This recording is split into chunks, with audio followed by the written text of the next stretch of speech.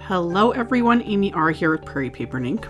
For this card, I am combining two limited edition sets for STAMPtember. This first one is the Concord&9th Triangle Turnabout set.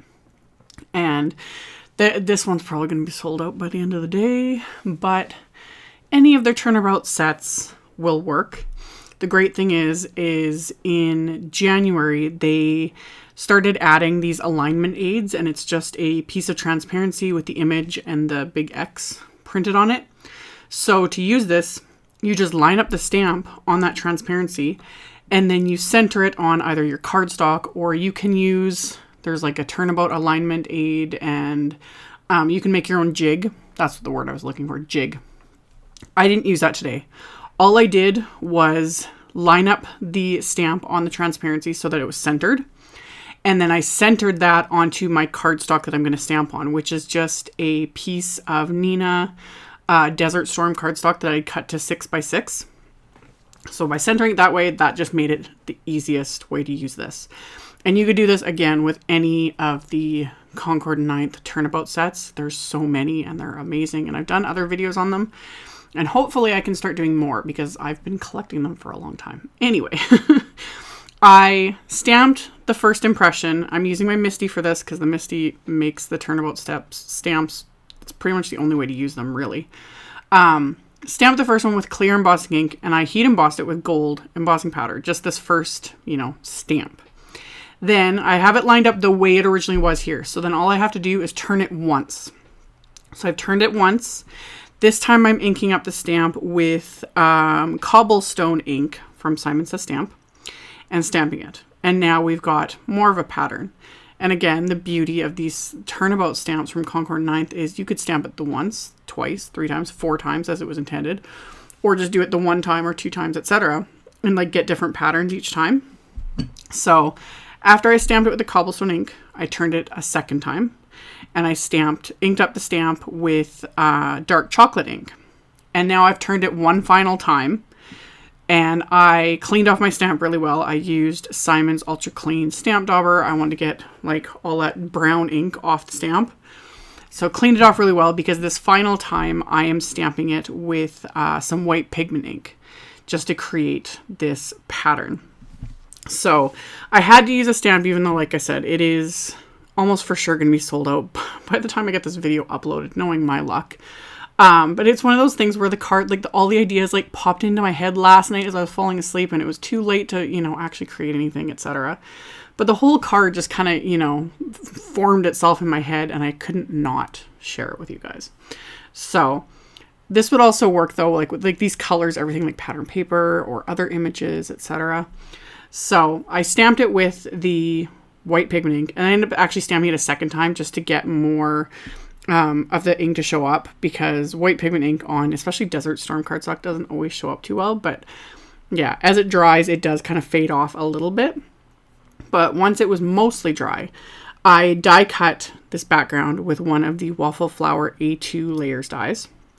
And then I pulled out this is the Stamp Market STAMPtember set. This is another limited edition. This one should hopefully last lots longer.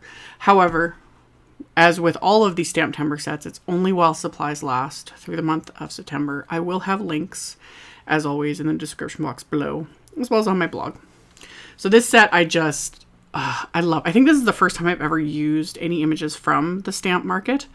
I've been seeing their stamps, and they've got inks now and cardstock and all this stuff popping up more and more, and I really like it.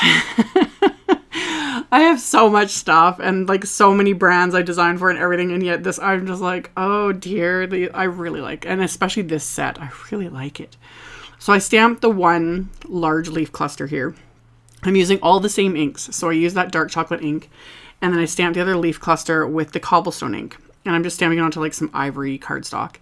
And then I'm using my heat tool just to get this completely dry, because these are dye inks. They do dry quite quickly, but I wanted to make sure they were completely dry, because it's amazing sometimes how inks seem dry and then you go to heat emboss and they pick up like every grain of embossing powder.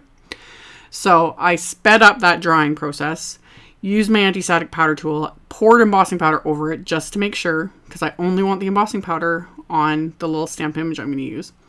So this one's also from that Stamp Market Just Because stamp set. And I love it. I love the style of it. It's just this little like wrapped around, you know, twine. And I'm going to stamp that with the clear embossing ink right over top. And then heat emboss this with that same detailed gold embossing powder.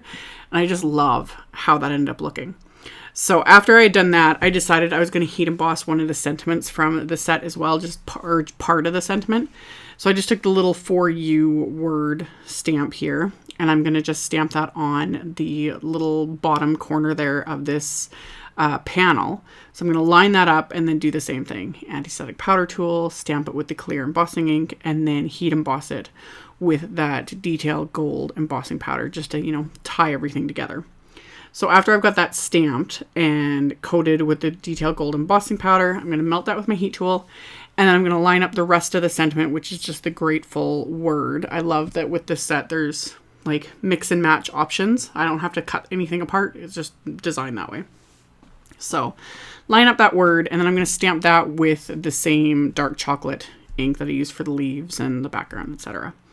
So after I did that, I am going to create my card base, which is the same kind of ivory cardstock here. So it was 4 1/4 by 11, and I scored it at 5 1/2 with my Teflon bone folder. So this will be a top folding A2 size card. And then I trimmed down the remaining bit. That was the nice thing about stamping the background like this on the 6x6 piece, is I had a bit left over. So rather than waste that, I'm just going to trim off the, you know, yucky edges, trim it down into an even strip, and then I can add this to the inside of my card. So I just used my paper trimmer, trim that down so it was 4 1/4 wide, and then I'm going to add that to the inside of my card. But I also decided I would stamp the leaves and whatnot on the inside as well, again, just to kind of tie it all together. Plus I'm just obsessed with these leaves. I don't know, this time of year and like stamps of leaves, to me, I just love it. It's like a fall thing. It's kind of like a basic thing. It's like I gotta have my cardigans and my lattes and my leaves. And anyway. Stamp them with the same inks that I used on the card front panel. So the dark chocolate and the cobblestone. And then lined up a couple more sentiments using that, like basically pattern paper, as a guide just to give me that straight line, because I just want to stamp them right across on the inside. So got all that lined up, and then I just stamped the sentiments with that same dark chocolate ink. And then once that was stamped, I can start adhering everything together. So I'm going to adhere the strip of cardstock on the inside. I'm just going to use my little Xyron tape runner for this. Pop that onto the inside of the card. And then I'm going to pop the main part onto the card front. And I purposely die cut it slightly smaller than the card, so then it kind of, you know, frames it. So get this adhered into place. And then for the panel that I had stamped the leaves on, I'm going to pop that on with some of Simon's Big Mama foam tape. So I trimmed down the foam tape using my little Tim Holtz snips that I rave about constantly. So I back this whole panel with that foam tape, and then I can peel off the backing and pop this onto my card. And then, of course, as a final bit of embellishment, I'm going to add a little bit of bling. Not a lot of bling. This isn't like sparkly, but the gold embossing, you know, I couldn't resist. So I pulled out my Studio Katia gold crystals, and as always, was heavy-handed. Like I think it would have looked nice with just like 3, maybe 5. But then it just snowballs, as always. So I had a bunch, just because that's what I do. So sprinkled these throughout this entire card front, and then I'm just going to adhere them into place with some Craft Tacky adhesive. Picking them up with my jewel picker. Thought I was done. Had to add a couple more, because that's just what you do. So once those are adhered into place, this card was finished. So like I mentioned, these sets are probably gonna, like, at least the Concord&9th one, it's going to be sold out so quick. I apologize. If I remember, I'll try to link though to the Turnabouts so you can check out like how many are available, because there's tons. And everything that I used will be linked and listed in the description box below the video. Thank you all so much for watching, and I will see you all very soon in the next one. Bye.